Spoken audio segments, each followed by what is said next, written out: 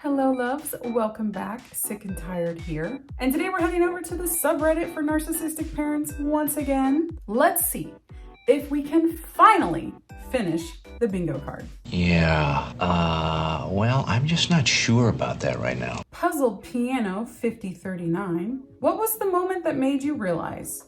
For me, it was dropping my elementary school age daughter off at school and telling her that I was planning to help her in classroom that day. I asked if she wanted me to help and she said no thanks.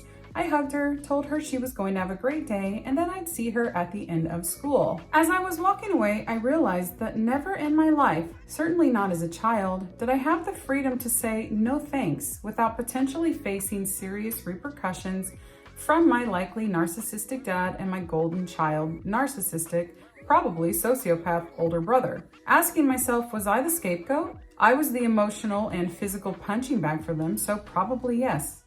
I was blamed for upsetting my brother, who in turn would beat me up. Everything about me was mocked and belittled by him, and my dad just turned a blind eye to it because it was his golden child doing the abuse. I also resemble my paternal grandmother and have felt that my dad holds me accountable for their volatile relationship. My mom tried to protect me from my brother, but it often wasn't enough. For example, she would hide me in a closet as a young teen if she wasn't going to be home to act as a buffer. Wow. I've mentally blocked off so much of this, in part out of shame, and also to protect the family, but now I see it so clearly. There was so much terrible treatment that I didn't deserve. I was a loving and sensitive kid who was treated like absolute trash. I have a lengthy history of disordered eating, pulling out my hair, and carving into my skin, and quite a bit of therapy to match. I am not weak. I am a survivor of abuse. Well, I'm so sorry. That sounds so terrible. There's a lot that we mentally block off, that's true, that we uncover over the years. And no child deserves to get treated with abuse, ever. Ever. It doesn't matter if they're a difficult child. When did I realize my parents were narcissists, or that my mom was? Honestly, not until a couple of years ago. Seriously. Look at this hair. Views, you're flying. It seems like at one point I started to just say, oh, wait a minute, I'm a grown adult. I don't have to do things the way my mom does. Oh my God! I don't have to. I can do whatever I want. I'm an adult. But I really started to notice her very toxic behavior as I had my daughter. And now I'm actually in the shoes of my mom, raising a daughter and realizing how much my mom fucked me up. But I'm really glad to hear you say that with your daughter, that like she gets to say no thank you. In a way, we can heal our past wounds by doing better with our daughters. I kind of feel like I've mentioned before that at least my daughter is safe. I didn't have safety as a child. You're saying that your daughter has the ability to say no thank you, which you didn't have. Tata 0830, I like that name by the way, Tata. And mom seems to notice my gray rocking and asked if she did something to upset me. How do I handle this? So for people that don't know what gray rocking is, because I had to look it up, it's where you try to go no contact in a way, or very low contact, without telling your parents or without telling your mom. So it's like a way of distancing yourself, but you don't want to bring up the issues. You're trying to kind of, like not talk about it, but still not like talk to them if you can help it. Yesterday, she texted me that she misses talking to me and feels like we never talk. I ignored that comment that was meant to get a reaction out of me and only responded to the rest of the text later. Later, she texted me again and asked if she had done something to upset me and that she's sorry if she did, which gives me the sense of whatever you're mad about, you should forgive me. Since she doesn't even care about what it is, I don't know what she's picking up on that's changed, except she sent me some texts earlier in the day that I hadn't responded to. They weren't questions, just random pics of the dog and an update on their broken AC. Should I add blows up the family chat? Is that an end trait? I don't know. My mom will just text all day long and it's just random things. That it's to the point where nobody knows what to say anymore because It literally is random. And she jumps from one thing to the other. She'll be like recording, let's say like, I don't know, American Idol. She's recording it. Oh my gosh, look at this singer. They're so great. Then she'll be in the kitchen and like, look what I made. And then she'll have a dumbbell in her hand like, oh, look, I'm exercising. And it's just, it jumps around. I do sometimes wonder if my mom has like a form of like ADD or something, because she's all over the place and she constantly has to be engaging. Like she can never be quiet.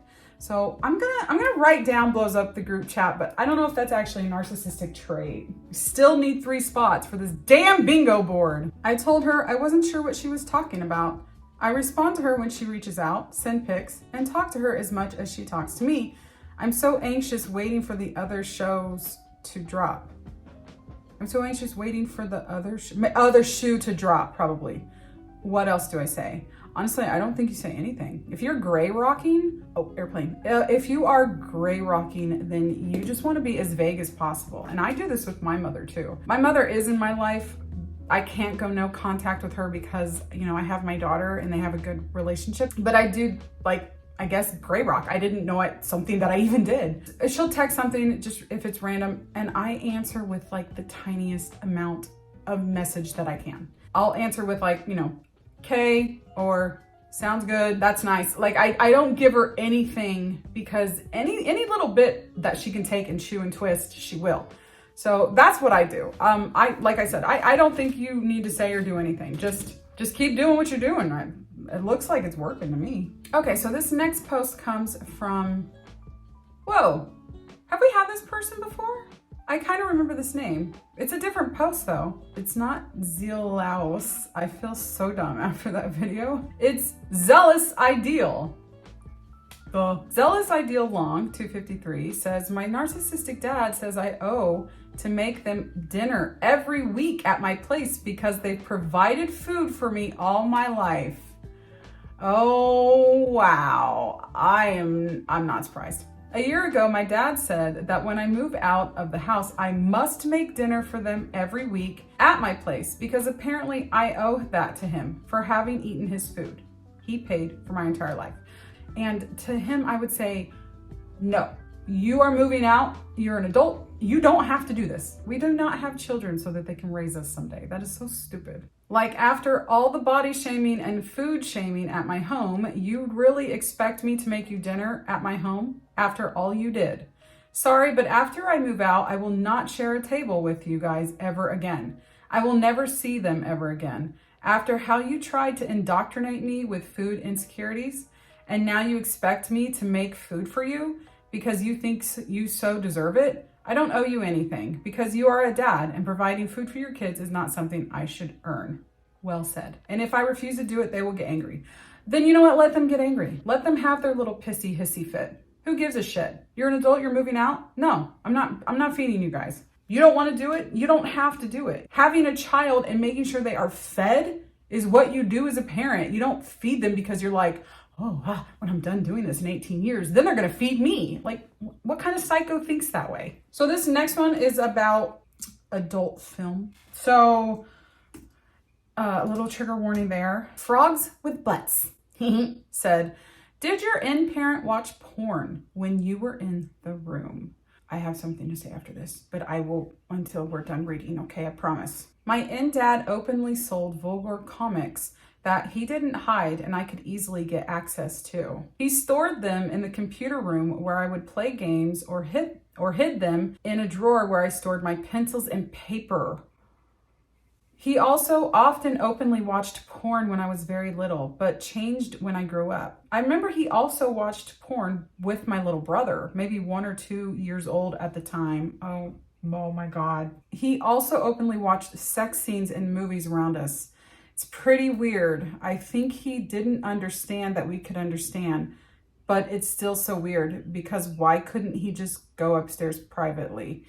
Yeah, that's weird. That is abuse, my friend. I'm so sorry. And I'm so sorry for your little brother. Jesus.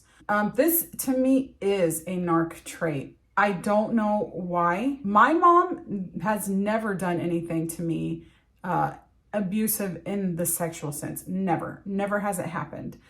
But I do remember one time my mom, she bought an erotica book, and she asked me to read it with her. I was 16 years old. And I was so uncomfortable and I didn't understand. And I read one of the passages and I handed it back to her and I was like, why did you ask me to read this?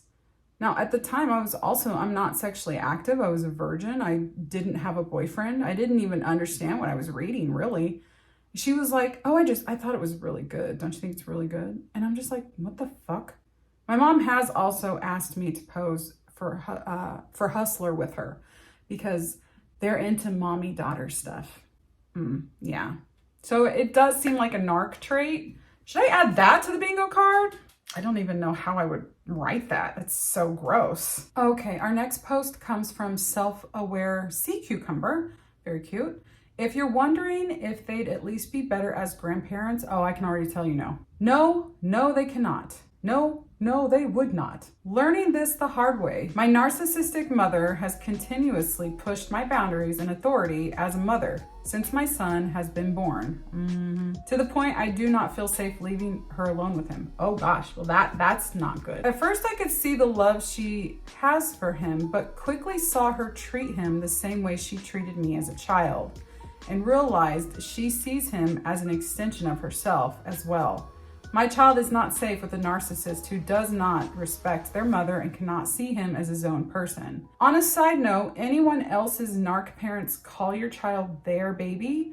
My mother constantly goes, oh, my baby. I love my baby boy. Maybe I'm just petty at this point, but that one always irks me. Edit, yes, I know I'm an idiot for thinking otherwise, but maybe this will help the next person in my shoes so they can avoid this. Okay, well, that's rude. Nobody should be calling you an idiot. You're not an idiot. How would you know how they would be as grandparents if you don't have a child?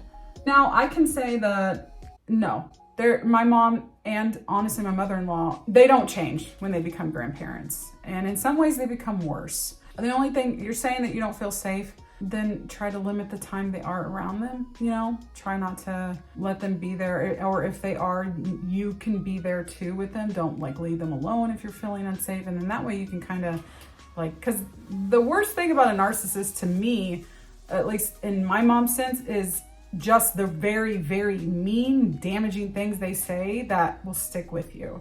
And so you can at least be there to make sure that she doesn't get away with doing that. So this next post comes from Purple Sandwich 5208. How long did it take you to realize that your mom was a narcissist? This is kind of like the first one we read. What signs did you see growing up but maybe ignored? At what age did you finally see? And what helped you to heal? I didn't really notice any of the signs when I was growing up. In all honesty, I didn't see them until I got much, much older.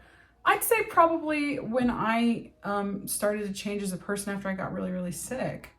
And then realized all the things that I'm worried about so much in life really didn't matter. And I was worrying about the wrong things. So I would say I was in my mid 30s when I finally started to snap out of kind of just, I say brainwashed, but I don't really know what other type of word to use. I don't really know if it's that extreme, but just kind of, that mentality that I was raised with, that was told that was the right way.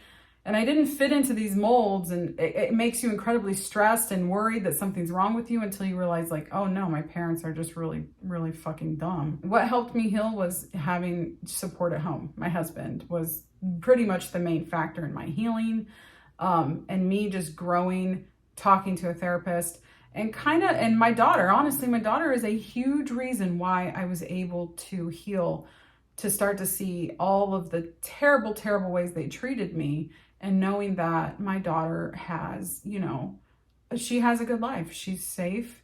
She has, clean clothes. She doesn't have strange men walking in and out of her bedroom. To me, the biggest kryptonite to a narcissist, and this is for anybody out there that's dealing with them, not just particularly this post, but any of you that can take this away with you. The biggest kryptonite to a narcissist on planet Earth is your happiness. As long as you are happy and you are doing things the way that you truly want to do them, and being happy doing them, the narcissists, they're going to just lose their fucking minds. They hate when people are happy. They are miserable, and misery loves company. Heal yourself. Work on yourself.